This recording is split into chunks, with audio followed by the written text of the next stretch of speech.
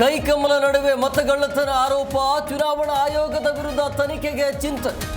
ಸೋಮವಾರ ದೆಹಲಿಯಲ್ಲಿ ಕೈ ಸಂಸದರ ಹೋರಾಟ.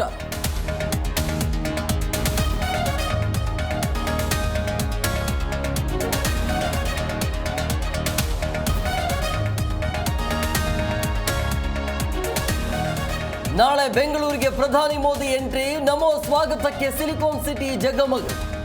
ಬೆಂಗಳೂರಿಗೆ ಭೇಟಿ ಬಗ್ಗೆ ಕನ್ನಡದಲ್ಲೇ ನಮೋ ಟ್ವೀಟ್.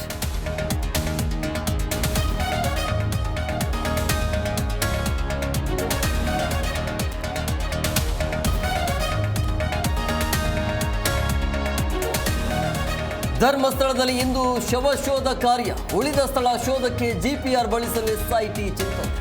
ಮತ್ತಷ್ಟು ಕುತೂಹಲ ಹೆಚ್ಚಿಸಿದ ರತ್ನಗಿರಿ ರಹಸ್ಯ.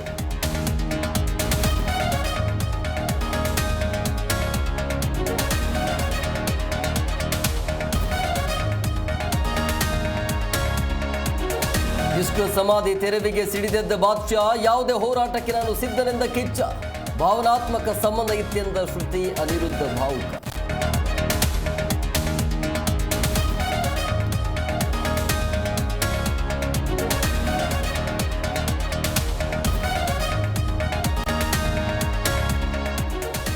S-400 ಏರ್ ಡಿಫೆನ್ಸ್ ಸಿಸ್ಟಮ್ನಿಂದ ಪಾಕ್ಗೆ ಪಾಠ.